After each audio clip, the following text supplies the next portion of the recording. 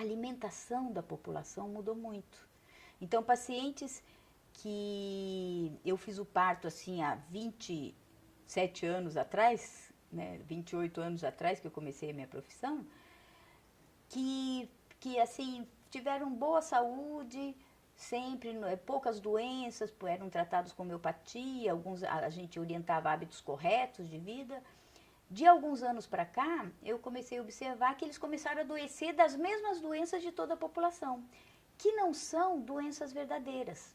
Não são doenças crônicas verdadeiras, aquelas que a gente tinha antigamente, que eram geneticamente determinadas.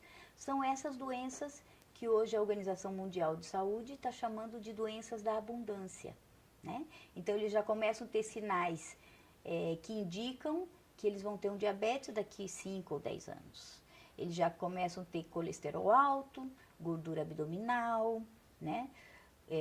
Os rapazes já têm uma forma do corpo mais afeminada, as mulheres uma forma de corpo mais masculinizada, tudo em função da diferença da alteração metabólica. Dentre as doenças da abundância, nós estamos tendo essas: hipertensão, diabetes, doenças cardiovasculares, doenças vasculares periféricas, asma, as alergias, que era uma coisa que poucas pessoas tinham antigamente, né? Hoje quase todo mundo tem as suas rinites, sinusites. E as doenças mentais, como depressão e síndrome do pânico, né? Essas doenças da abundância, elas se contrastam com as doenças da pobreza, que eram as doenças que antes podiam matar as pessoas precocemente. Por quê? Porque elas morriam de infecção e nós não tínhamos antibióticos, né? Não tínhamos tecnologia para os traumatismos decorrentes de acidentes. Então, as pessoas morriam cedo. E morriam também por, então, as propriamente chamadas doenças da pobreza, por doenças infecciosas e transmissíveis, né? Dentre essas, nós tínhamos esquistossomose, tínhamos malária, né? Que matam ainda muito em países bem pobres, né? Na África, aqui no norte do Brasil, a gente ainda tem muitas mortes por isso. Mas, hoje nós temos, mesmo na população mais pobre, hoje nós já temos essa doença da abundância.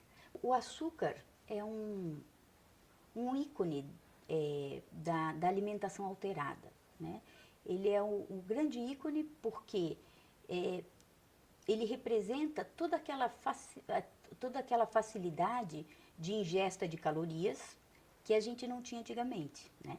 Quando o homem começou a produzir os alimentos, ele tinha que cozinhar, ele teve que aprender a cozinhar seus alimentos para ele poder obter mais calorias.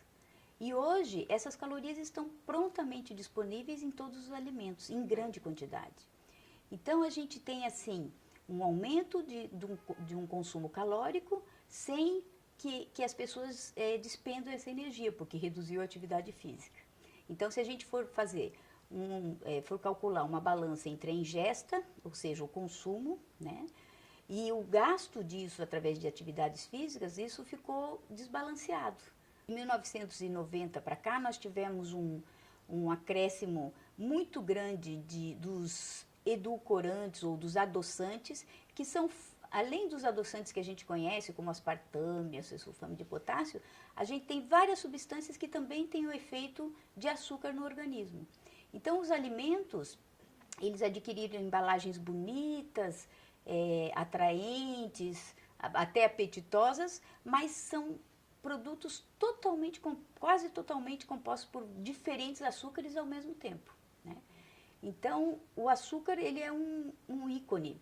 E é um ícone que nos chama atenção, porque também quando a gente observa, quando a gente tira o açúcar dos pacientes no tratamento clínico, a qualidade de vida deles melhora muito.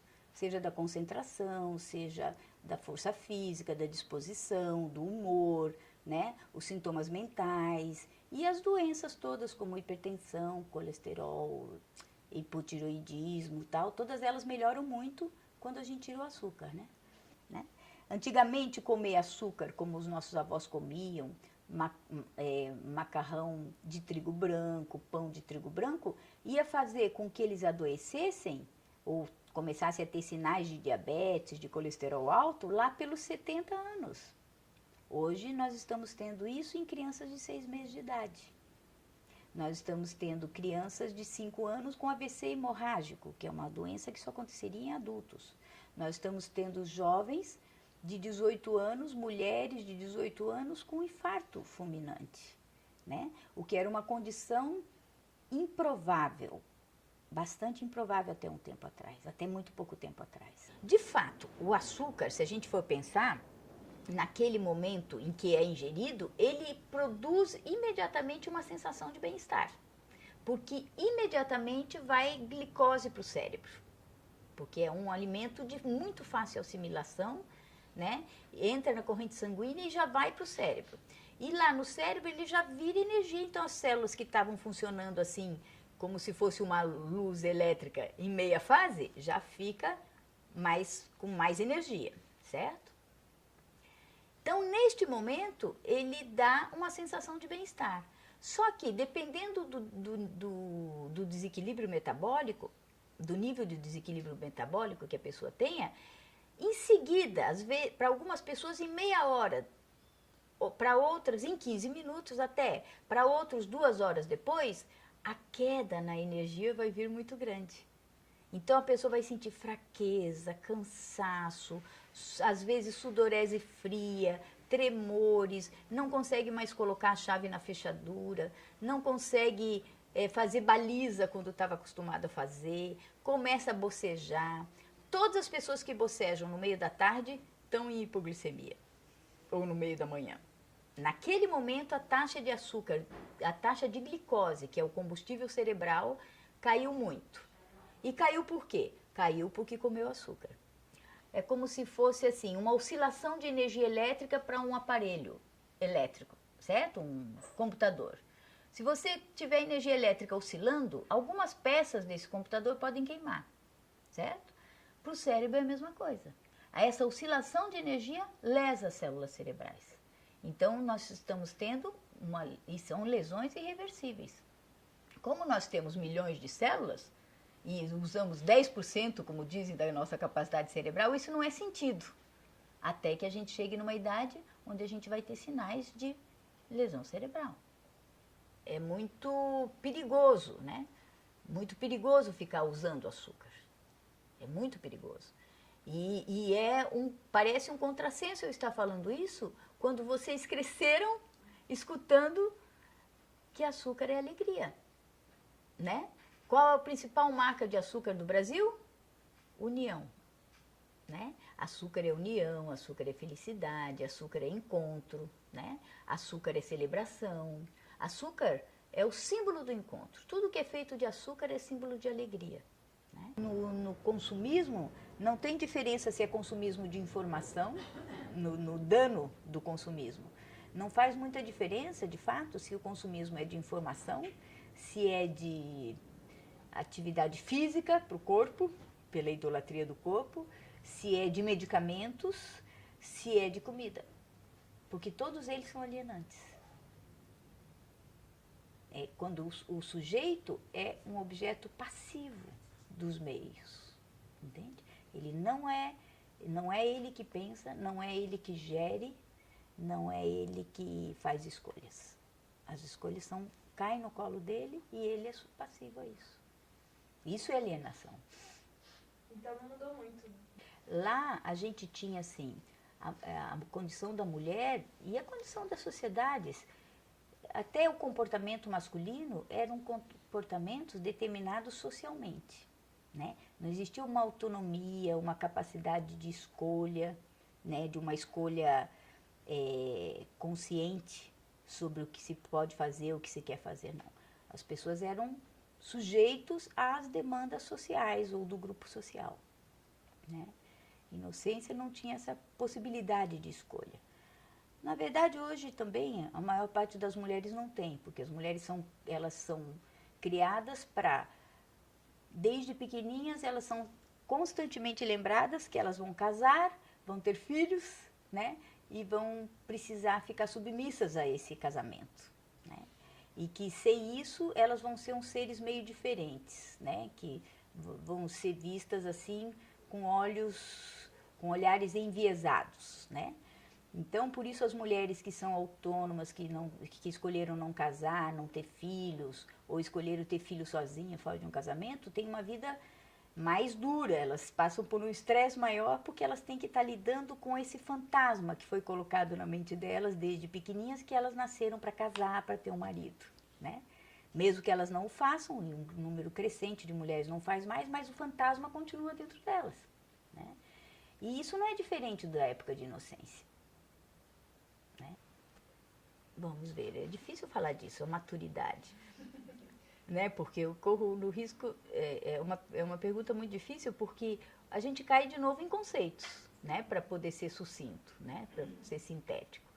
Mas a maturidade é você ter condições de suportar a ansiedade que decorre de quando a gente não sabe o que é o certo e o que é o errado. E aí você se conectar com os seus sentimentos, com as suas sensações, com os seus desconfortos, né?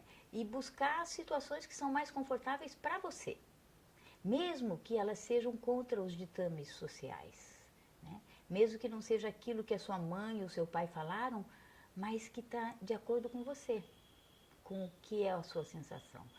E para isso, a gente precisa de tempo para viver o silêncio, porque isso só se constrói no silêncio. A gente precisa não se encher de drogas tranquilizantes, antidepressivas, quando a gente está triste. A gente precisa suportar coisas até como uma gripe, que toma 2, 3 dias da sua vida, mas que às vezes é uma reação a uma situação muito forte emocional que você está vivendo, da qual você não se deu conta até que o seu corpo sinalizou e fez você parar, né?